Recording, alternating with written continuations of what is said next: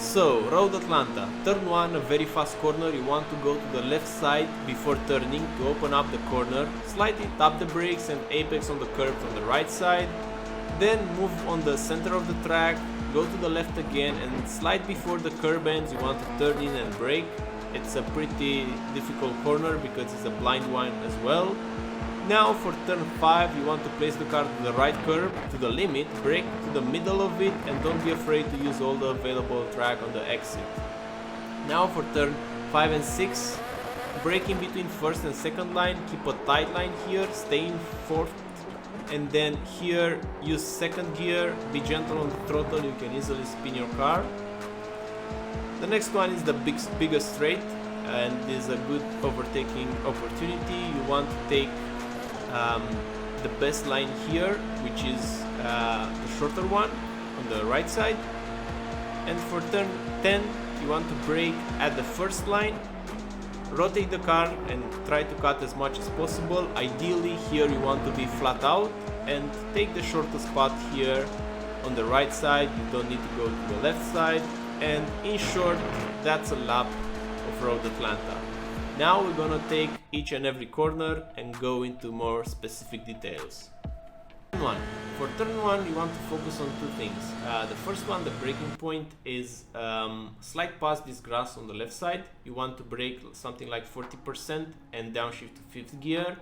And the second thing is that you want to use all the available tracks. So as you can see here, we go on the left side and cross this white line with the left tire in order to open up the right hander and carry more speed through the corner. But be aware here that if you will touch this grass on the left side, you will spin. So it's a risk in doing this, but it's the fastest way around this corner. You will be in 5th gear here, and right before touching the apex, which is on the curb on the right side, you'll want to be already on full throttle. Now turn 2 is flat out, you just want to stay in the middle of the track. And now we're preparing for turn 3. Turn 3 in my opinion is the hardest corner of this track, and you could easily lose a lot of time, or even worse, you could spin, things like that, because it's a blind corner and the setup is also in a blind corner. So for me, I don't use any visual references on the track, for example, besides this blue rooftop of that building. I don't know exactly what it is, but the thing on the right side with the blue rooftop, this is for me the marker that tells me to start to turn in.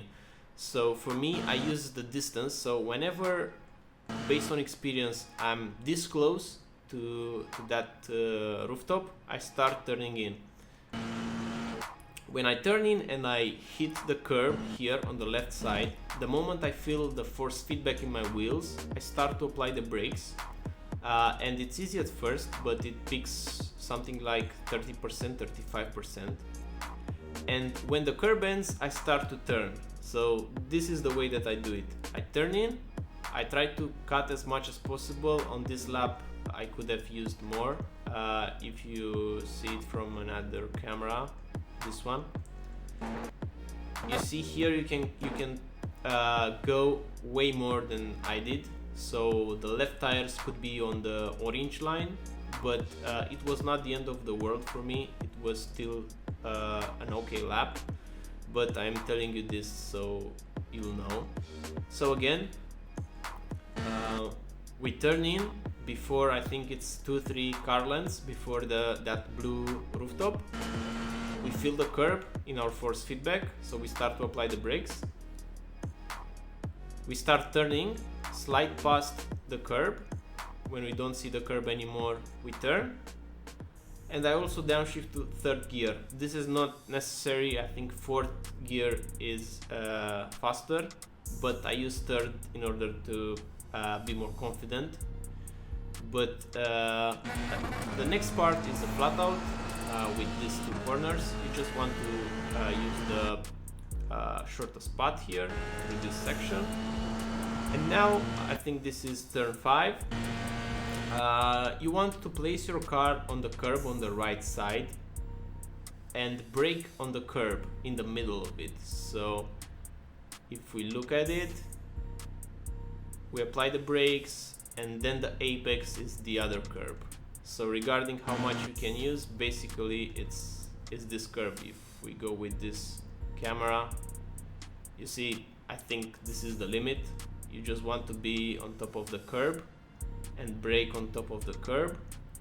If you touch the grass, it will scrub up speed. In my case, I think it was just a slight touch. And regarding this apex, you want again to be using all the available track and be on the curb with the left tire. And the exit is important as well, because if we go to the cockpit camera, just a second, this one, a lot of times you want here to go on the left side as soon as possible. So you see that you go wide and it's instinctive to turn the wheel to the left side. What you want here to do is the opposite. So of course, after you do the corrections, you want to straighten up the wheel just for a tiny fraction of time. So here the wheel is straight, and then go back on the left side, because this way you won't scrub up speed and you have plenty of space to play with. If you see here, so everything is okay. Now the next corner, I think this is turn 6. The braking point is at the white line, at the first white line, and in later stages of the track you will brake in between first and second. This is what I did here. Brake pressure is something like 50%, 65%, something like that, it depends. You downshift to 4th gear, and you want here to have a tight line, so you don't want to mount this curb, just stay as close as you can. And then go on the left side, and the braking point is whenever you straighten up the car. So you see here the car is still turning, but now it's straight. After you straighten up and approach the curb, then you will start to apply the brakes, because this is again a blind corner, turn 7. And for blind corners it's pretty hard to have some reference points. So in my case I used again things like how you feel it. So I'm focusing upon straightening the car up, and when it's straightened and it's to the left side, then I start to apply the brakes. We downshift to 2nd gear, and again we keep a tight line here. We don't want to touch the curb, we would just want to stay close to it. And be mindful here when applying the throttle. Do it progressively, use the curb on the left side. And now we're on the big straight, heading upon turn 10. Here it's a good overtaking opportunity. The other parts of the track are pretty risky besides turn 1, so pretty much the action is gonna be here in turn 10. The braking point will be the first line here, the first line on the ground, and as the race develops you will start braking later and later. In my case it was past the line, so it was something like in between first and second line. It's a heavy braking zone, be mindful so you won't lock up the tires. And here you want to turn in before the curb ends. You want to cut as much as possible without invalidating. So here, as you can see, I could have used more. And ideally here in this position, when you turn again, you want from now on to be flat out. In my case, I didn't have the perfect line and I had to lift, so look at my throttle application. Now I need to lift and then to be flat out. But if you time it right and if you're patient with it, in this spot you can be flat out and you will gain time. Now here a blind corner as well, but you just need to stay to the right side as much as possible.